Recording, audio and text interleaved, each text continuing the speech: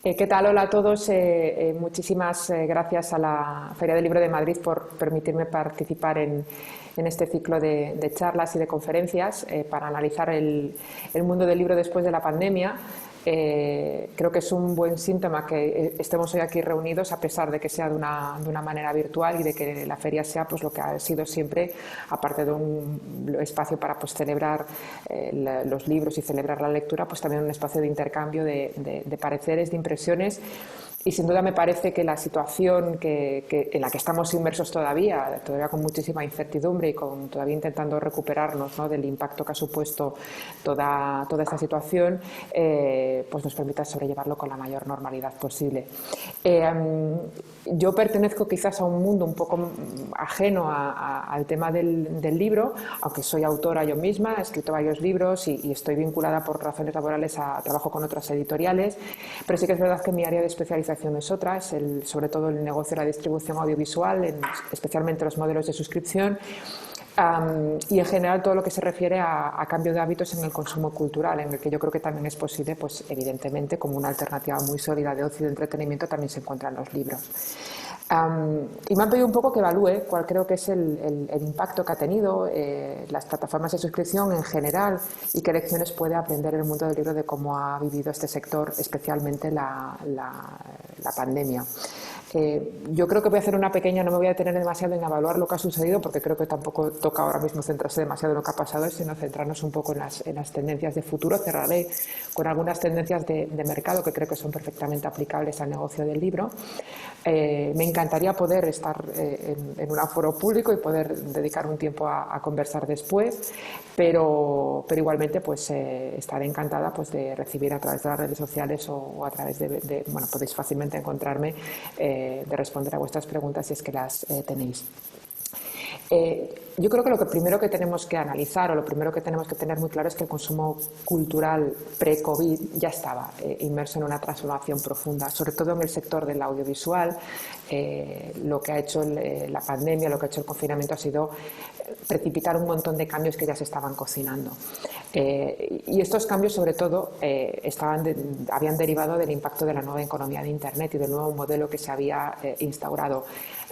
Paulatinamente y de manera progresiva ha ido desmantelando negocios que todos conocemos, como el negocio de la música, como el negocio del cine, también los negocios de las televisiones, que están viviendo también su transformación particular, y el negocio editorial también ha vivido una transformación muy interesante, que yo creo que esta situación lo que ha hecho ha sido acelerarla, o que desde luego nos va a obligar a acelerar gran parte de los cambios. En esta coyuntura de impacto de Internet y en esta coyuntura de cambio profundo, el impulso definitivo yo creo que lo marcaron los modelos de suscripción, fundamentalmente por la crisis de un modelo al que se ha cerrado este sector de la economía, que es el modelo económico clásico de la escasez, ¿no? Es ese modelo que todos conocemos de la explotación por etapas, por ejemplo, tomando como caso una película, pues una película primero pasa por las salas de cine, luego pasa por otras explotaciones de entretenimiento en el hogar, como en tiempos el DVD o el Blu-ray, luego los alquileres digitales, luego entran las televisiones de pago, después de las televisiones de pago, televisiones en abierto y plataformas de suscripción. Bueno, pues este modelo de explotación por etapas que grava, digamos que supone un sobreprecio en función de lo reciente y en función del formato que tiene el bien en concreto, se entendía que era la manera más óptima para alargar la vida del producto. Esto ya empezó a entrar en crisis, como comentaba antes, con el debut de Internet y este modelo de accesibilidad total, que yo creo que en parte provocó esa crisis tan tremenda de la piratería, porque los negocios no fueron capaces de reaccionar con la suficiente rapidez. Esto es en una teoría que formularon en la Universidad de Harvard. Se habla del dilema del innovador, ¿no? Que las empresas tradicionales siempre se enfrentan al dilema cuando tienen una innovación tecnológica de cualquier índole, de cómo pueden conciliar esa innovación con el negocio tradicional. Yo creo que a gran parte de los sectores les pilló un poco de sorpresa y no supieron adaptarse lo suficientemente rápido al cambio,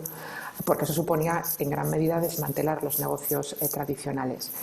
En el sector audiovisual, Netflix y Amazon fueron los dos de las primeras empresas que empezaron a entender cómo la accesibilidad total podía ser aprovechada en beneficio propio, cómo era posible generar un negocio en el ámbito de Internet. Y de hecho incluso hay unas palabras del CEO de Netflix que me parecen especialmente reveladoras, que él hablaba de que cuando tú intentas condicionar el consumo a un modelo determinado y obligas al consumidor a ver un contenido de una forma determinada, lo que estás generando es una insatisfacción inducida, es decir, contraes el consumo. Y que si tú eres capaz de ofrecer un servicio accesible, atractivo y asequible, eres capaz de generar el caldo de cultivo ideal para una normalización en el pago por contenidos, como en la práctica de hecho se ha producido.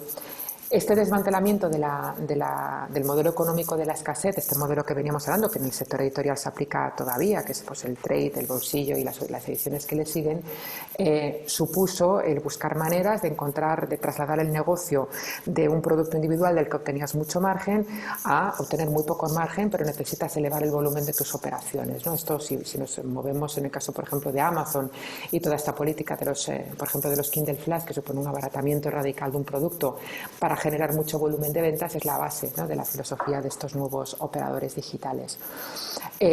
Esto en paralelo lo que genera también son unos nuevos hábitos de consumo que son, me parece, muy interesantes. Empieza a haber una crisis del concepto de propiedad en la medida en que no necesitamos tener la propiedad de un bien para poder disfrutarlo, y empieza a generalizarse pues, los servicios en los que tú pagas por un acceso. En la práctica, por ejemplo, si cualquier persona que tenga contratado una cuenta de Netflix sabe que no tiene esas películas, esas series. Tú, digamos que pagas por tener acceso a un catálogo muy amplio, y en ese catálogo no es nada de tu propiedad, sino que lo estás consumiendo en línea. Otro de los elementos que a mí me parece muy interesante y que ha afectado a esta transformación tan profunda del consumo cultural es la manera en la que se ha elevado el volumen de contenidos que circulan por Internet. Y esto ha repercutido en unos nuevos hábitos de lectura, de visionado y en general de relacionarnos de una manera muy clara. Los psicólogos ya hablan de un evidente descenso en el umbral de atención que tenemos.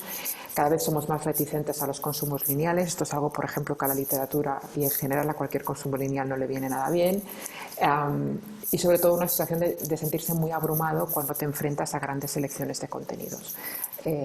Había un dato que lo publicaba no hace demasiado tiempo Jorge Carrión en su cuenta de Twitter. Publicaba un dato que decía que la humanidad ha producido en la actualidad el mismo volumen de información que se generó desde el origen de la escritura hasta 2003. Esa es la cantidad de información que se está movilizando en Internet, y esto supone que cada vez es más difícil llamar la atención sobre un producto individual a efectos de mercado, a efectos de venta. Eso es una dificultad intrínseca al propio negocio. Claro, con el negocio digital es aparentemente infinito si lo comparamos sobre todo con las limitaciones que impone el mercado físico, ¿no? Con las limitaciones, por ejemplo, es decir, una parrilla de televisión no puede tener más de 24 horas de programación, ni un cine puede tener más películas pues, que lo que impone pues, el número de pantallas que haya en el recinto y el horario comercial de ese recinto, ni las estanterías pueden abarcar una cantidad infinita de referencias. Estas limitaciones del espacio físico, que eran una realidad antes de toda esta crisis, con la pandemia se han recrudecido precisamente por las condiciones sanitarias que implica la reanudación de la actividad. Menos afluencia a los espacios, unas condiciones higiénicas mayores, y con el impacto que ha habido en las ventas ya no puede haber un aprovisionamiento tan amplio de referencias, sino que la gente lo que prefiere es, los propietarios prefieren tener libros que sepan que van a generar mucha venta. Evidentemente un efecto que está muy desarrollado en el ámbito del streaming y que el sector del libro ya lleva tiempo desarrollando de manera personalizada es el desarrollo de mecanismos de indexación, todo el universo de los metadatos, para generar recomendaciones cada vez más personalizadas. Esto es algo que ya se ha comentado muchísimo, el cómo Netflix, por ejemplo, muy especialmente ha convertido en todo este sistema de Big Data en su principal ventaja competitiva. porque ha entendido que, dado que ya no hablamos de un consumo puntual, es decir, me apetece ver esta película, me apetece leer este libro y lo compro, sino que estos servicios están basados en una relación continuada entre proveedor y cliente, lo que hay que conseguir es que la oferta esté lo más personalizada posible. Es decir, por una parte el umbral de atención es cada vez menor, la gente se siente más abrumada, cada vez hay menos búsquedas activas y los sistemas lo que están intentando es suplir esta predisposición psicológica del usuario a sentirse bloqueado cuando tiene que elegir en qué va a invertir su tiempo de ocio. Lo suplen estos servicios con recomendaciones personalizadas, con un montón de algoritmos y con interfaces que sean lo más adaptadas posibles a las preferencias que tiene el usuario. También derivado del impacto digital en estos negocios es evidente la cierta cambio en la percepción de valor que tiene el bien físico. Evidentemente, el valor de un intangible no puede ser igual al valor de un intangible, sobre todo cuando ni siquiera es propiedad tuya, sino que sencillamente tienes el usufructo de ese contenido. También me parece muy interesante, quizás menos en el ámbito del libro, pero sobre todo sí en términos relacionales y en términos de búsquedas, el cómo ha afectado la innovación tecnológica y la explosión de consumo de contenidos en movilidad. El móvil ya es innegable que se ha convertido en el centro neurálgico de nuestro ocio y de nuestro entretenimiento, y esto lo que ha generado es nuevos contextos para el ocio, porque el ocio sale del hogar y acompaña al individuo a lo largo de su día a día. Eso supone que el individuo está de manera involuntaria casi entrando en contacto con un montón de recomendaciones a lo largo del día, y esto implica que tengamos que mejorar las recomendaciones y la relación que nosotros tenemos con esa persona cada vez que se conecta. Quizás el peor efecto, el que yo valoro más negativamente, es una de las consecuencias que parece inevitable de este nuevo modelo de cliente digital, y es que se ha consolidado en gran medida gracias a la multiplicación de estos ecosistemas cerrados. Si pensamos en que hoy en día la comodidad es algo por lo que estamos dispuestos a pagar, entenderemos la base de negocios como Apple, como Amazon o como Google, que lo que ofrecen es un ecosistema amplísimo de servicios que están interconectados entre sí. El último de ellos ha sido Apple, que ha presentado su propio modelo, su propia alternativa al formato Prime, que otorga con una única cuenta acceso a un montón de servicios de muy diversa índole, desde televisión, desde aplicaciones de fitness, la nube, etcétera, etcétera. Encerrar al usuario dentro de un ecosistema es perjudicial en tanto que repercute en un único tipo de consumo y evita o impide la diversificación, ¿no? Y la posibilidad de que el usuario pueda ir picoteando. En el momento, sobre todo con un dispositivo está encerrado en un ecosistema, está demostrado que se intensifica únicamente el consumo en ese ecosistema, con las implicaciones que eso tiene para los propios proveedores de los contenidos. Y en el audiovisual, además, menos en el sector editorial, pero en el audiovisual de manera muy evidente se está produciendo una verticalización de los mecanismos de producción y de distribución. Netflix nació como una plataforma de distribución, pero Netflix ahora produce sus propios contenidos. Amazon era una plataforma de distribución, pero ahora produce sus propios contenidos. Y este efecto, en la medida en la que todo eso supone clientes digitales que dejan muchísimo rastro, muchísimo Big Data, supone una información sustancial para que esos servicios sean cada vez más óptimos y que aprendan cada vez más de los usuarios y, por tanto, generen más intensidad de consumo. Es una tendencia que a mí me parece que es relevante y que se debería tener en cuenta. Cuando nos confinaron a todos, quizás la primera preocupación, creo que de todo el mundo, fue si la red iba a soportar estos consumos, la intensidad del consumo online, porque evidentemente la multiplicación de accesos a la red fue más que evidente. Y sí, la red aguantó, hubo muchas otras veces que lo hiciera. De hecho, incluso desde Bruselas se pidió a los grandes proveedores de Internet que rebajasen la calidad de sus señales ante el miedo de que se pudiese provocar un colapso de la red. El efecto inmediato fue, sin ninguna duda, que el ocio se trasladase al hogar de una manera muy rotunda, y esto se tradujo tanto en una intensificación de horas de consumo como en una intensificación de servicios contratados, en gran medida promovido por estas empresas que decidieron en muchos casos abrir sus catálogos, abrir sus servicios para que la gente que estaba confinada en sus hogares pudiese no solo disfrutar de una oferta más amplia de entretenimiento, sino también incluso una manera involuntaria, no, porque yo creo que fue muy voluntaria y muy deliberada, de conocer sus servicios. Los datos están ahí. Netflix en el segundo trimestre de este año ha tenido un aumento espectacular en número de usuarios, aunque Netflix reconocía que era una situación coyuntural y preveía que el consumo se contrayese una vez pasase esta situación. Lo que ocurre es que esto no ha ocurrido de la manera tan rápida que esperábamos, es decir, hay una incertidumbre tremenda en cuanto a cuándo se va a resolver esta situación. Con lo cual, muchos de estos comportamientos, lo comentaré ahora en un momento cuando hable de las tendencias de mercado que creo que son necesarias tener en cuenta, es posible que se alarguen en el tiempo. Si yo me tuviese que quedar con una gran lección de la pandemia, lo que nos ha enseñado la pandemia, es que tener una estrategia digital para una compañía es clave para su supervivencia. De hecho, muy especialmente en el caso del cine, se pudo comprobar como aquellas empresas que no tenían una estrategia digital o una posibilidad de dar salida a sus productos de manera digital estaban condenadas a vivir una de las mayores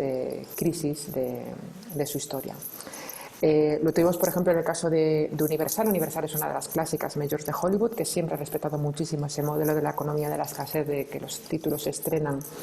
directamente se estrenan en los cines y luego pasan por el resto del sistema de explotación. Pero Universal, por ejemplo, decidió estrenar directamente en vídeo bajo demanda, en lo que se llama Premium VOD o vídeo bajo demanda Premium,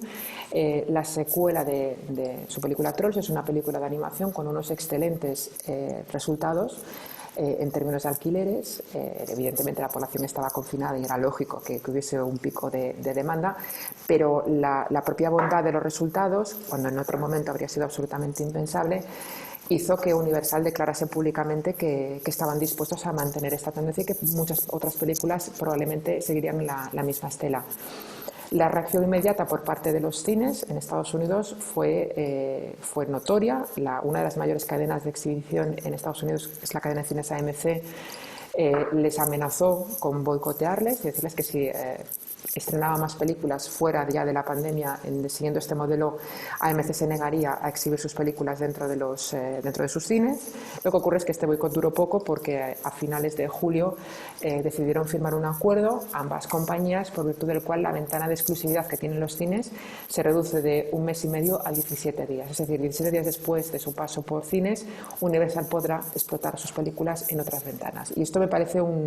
esto es insólito para el sector del entretenimiento y supone, yo creo, esto que comentaba al principio de que se han consolidado un montón de tendencias que ya se venían reclamando por gran parte de la industria y que se venían observando. Yo creo que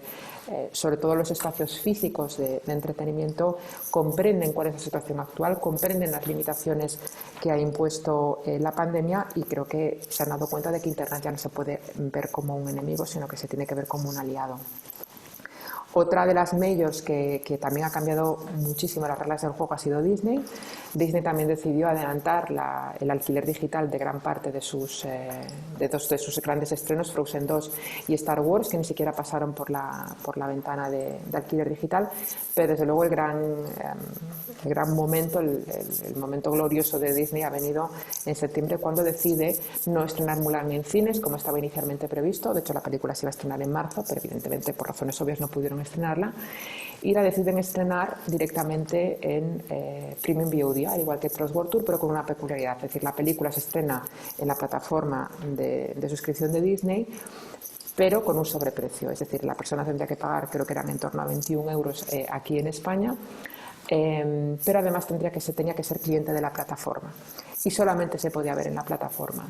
Lo que ocurre es que una vez alquilada la película se podía ver tantas veces como el cliente quisiese, de manera que Disney estaba abriendo una vía de negocio muy interesante. Por una parte, nos encontrábamos con un sobreprecio que no tenía que repartir con los exhibidores, como se ocurre en el caso de las películas que pasan por los cines, y por otra parte estaba funcionando como una captación de clientes. Es decir, aquellas personas que querían ver Mulan pero no eran clientes de Disney Plus, necesariamente tenían que darse de alta en la plataforma. A pesar de que muchas voces fueron muy críticas con esta estrategia de distribución y en todo momento desde Disney se dijo que era un caso puntual, que no tenían ninguna intención de generalizarlo, aunque no descartaban aplicarlo a otros títulos, Lo cierto es que si lo ponemos en perspectiva, sobre todo teniendo en cuenta que se trata de una película de corte familiar, la estrategia de estreno tiene bastante sentido. Estamos hablando de familias con niños, que es el público objetivo básico, y que evidentemente con todas las preocupaciones que puede comportar para un padre el llevar a un niño a los cines en la situación actual. Evidentemente, cuando nosotros vamos a los cines pagamos un precio de entrada individual, mientras que el precio del alquiler de Mulan es un precio unitario, es decir, es un alquiler para todos los miembros de la familia.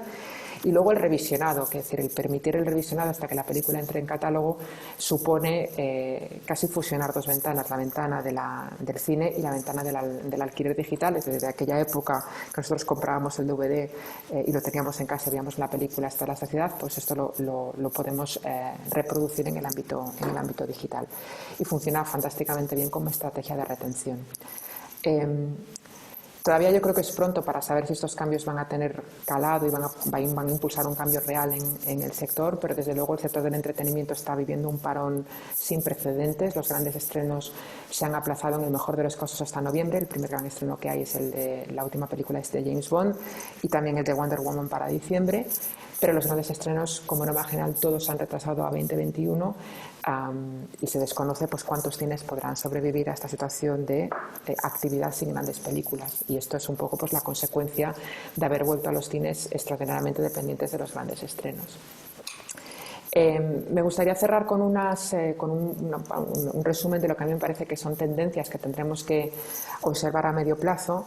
Sobre todo muy claras en el caso del audiovisual, pero creo que el sector editorial las puede incorporar y debe reflexionar en torno a ellas. Sin duda alguna, lo más evidente es que con la pandemia se han incorporado muchos más segmentos sociodemográficos al consumo online. Es decir, los colectivos que estaban rezagados en el consumo online por defecto se han incorporado de manera definitiva, sobre todo en muchas actividades que antes se realizaban de manera presencial. Lo que dicen todos los informes es que esta tendencia se va a mantener, es decir, que no va a haber una reversión de las prácticas anteriores una vez la situación vuelva a la normalidad, y que en cualquier caso las medidas de distanciamiento que están adoptando pues, todas las grandes superficies no están incentivando el consumo, bien al contrario, es decir, sí que hay una voluntad de salir y de recuperar algo parecido a la normalidad que teníamos antes, pero están demostrando que desincentivan el consumo. Es por ello que yo creo que ya las empresas tienen que cambiar el chip y ya no pueden entender que el negocio digital es una actividad complementaria al negocio analógico que tienen o al negocio físico, sino que necesita convertirse en un epicentro estratégico, porque la sensación que tiene en general los mercados y que tienen todos los analistas es que esta es una situación que se va a prolongar bastante a lo largo del tiempo y es necesario construir una audiencia digital donde no la haya y fortalecer desde luego la de las empresas que ya la tengan. Otro elemento que me parece muy interesante es el impacto que ha tenido el cómo se han comportado las marcas durante la pandemia. Ha habido un estrechamiento de la relación con aquellas plataformas que fueron, o aquellos servicios o aquellas empresas que fueron muy consideradas con el cliente confinado, que abrieron sus catálogos, y es muy interesante que haya un trabajo de seguimiento, es decir, que las empresas se dediquen a analizar cuáles han sido los cambios en el consumo antes, durante y después de la pandemia para tratar de capitalizarlo, para tratar de, sobre todo, que este público que consiguió captar durante la pandemia sea capaz de convertirlo en un cliente fidelizado, y eso pasa por dedicar estrategias de CRM, de conocimiento de públicos, de ver el comportamiento del consumidor y sobre todo darle continuidad a esa relación que se estableció en unas condiciones muy adversas. Otro elemento que a mí me parece particularmente grave es el hecho de que se hayan cancelado en su edición convencional pues, festivales, ferias, presentaciones, mercados, o que se hayan creado estas ediciones digitales, que es fantástico para que haya cierta sensación de continuidad, pero han supuesto la paralización de palancas de consumo cultural que eran claves, e incluso de generación de negocio. En el ámbito del audiovisual, sobre todo en el ámbito de los festivales y de los mercados, es donde se generan los grandes acuerdos de coproducción, las ventas, etcétera, etcétera. Entonces, ante la ausencia de estos grandes eventos, o al menos estos eventos con menos inercia por la manera en la que el digital diluye el concepto de evento, pues pone de manifiesto la necesidad de buscar unas nuevas redes de prescripción o al menos reforzar las que ya se tienen, porque si no tenemos estos puntos de recomendación, estos grandes eventos, estas grandes presentaciones, la actividad cultural necesita encontrar pues, un centro alternativo de conversación y de construcción de comunidad para darle visibilidad a sus productos. Recordemos que estamos en un entorno de sobreabundancia de productos, de un montón de referencias y que el cliente está abrumado, ¿no? Entonces, esto casi todo está trasladado evidentemente a las comunidades digitales, a la actividad en redes sociales, Twitter, Instagram, toda esta actividad que se desarrolló de manera muy intensa durante la pandemia, es necesario darle una continuidad y darle un seguimiento. Me parece también que la batalla por los datos todavía va a ser mucho más encarnizada, es decir, la propia estrategia de Disney con Mulan o incluso lanzando su propia plataforma de vídeo bajo demanda indica hasta qué punto es importante conocer al usuario, conocer al cliente para poder saber lo que quiere y poder servírselo en consecuencia. Es decir, no podemos guiarnos por la inercia de los eventos, no podemos guiarnos por la visibilidad orgánica de los productos, necesitamos comprender muy bien cuáles son los hábitos de consumo del consumidor y sobre todo conocer sus preferencias. Y eso supone un redoblar los esfuerzos que estamos teniendo con los metadatos, pero también con los mecanismos que disponga cada una de las empresas para identificar primero cuáles son los datos masivos que quiere controlar y tomar decisiones basadas en esos datos. Sin ninguna duda, evidentemente, las comunidades que se han generado, derivadas evidentemente de la pandemia, y el desarrollo de relaciones estables con los usuarios también serán pues eso, la piedra angular para llamar la atención sobre el nuevo producto, por la ausencia esta que comentaba de la falta de palanca promocional, que me parece muy importante solventarla. Es decir, ya nos hablamos, por ejemplo, de todas las presentaciones de prensa que los autores no van a poder realizar y toda la estela de promoción que deriva de esas promociones. Entonces tenemos que buscar maneras alternativas que acerquen al autor al público final. Algo que, por ejemplo, durante la pandemia, con todos estos Instagram Live que no podíamos gestionar en nuestros feeds de Instagram o a través de otras redes sociales, colapsaron nuestras redes, pero que desde luego lo que pusieron de manifiesto es que era posible, ¿no?, acercar al autor al lector potencial, aunque no pudiese ser en un espacio físico. Y por último, me parece que también tenemos que ser conscientes de la situación económica que deja la COVID. Las economías familiares han quedado muy tocadas. La situación laboral de muchas personas también ha dejado la economía muy tocada. Con lo cual el recorte en gastos de ocio es evidente, hay que esperarlo porque es el primer lugar en el que uno recorta, ¿no?, sus inversiones económicas. Es importante que las empresas entiendan que el impacto psicológico del precio va a ser capital. Y que busquen maneras de encontrar fórmulas pues, que combinen desde distintos niveles de precio en modelos combinados, pues a lo mejor de suscripciones o de pagos individuales, packs para estructuras familiares. Es decir, hay que asumir también que el individuo va a ser naturalmente infiel, es decir, cada vez va a ser más difícil tener al usuario retenido y que forme parte de nuestra base de clientes a lo largo de todo el año, ¿no? Muchos auguran un repunte significativo de la piratería, fundamentalmente por una cuestión económica. Y en ese sentido pues tenemos que volver a los orígenes, ¿no? Los orígenes que consiguió impulsar una normalización en el pago de contenidos legales, que fue ofrecer una mejor alternativa de pago a la que suponía piratear y descargar contenido ilegal. Bueno, para mí estas son, yo creo que las principales reflexiones o las principales enseñanzas que nos ha dado el sector del audiovisual en todo lo que ha supuesto durante la pandemia, y esto creo que es lo que todos deberíamos reflexionar y deberíamos valorar a la hora de buscar o de poder perfilar las líneas maestras de lo que será en el futuro del sector audiovisual. Por mi parte es todo. Daros las gracias de verdad por haberme dado la oportunidad de estar hoy aquí y muchísimo ánimo y muchísima fuerza por los meses que están por venir.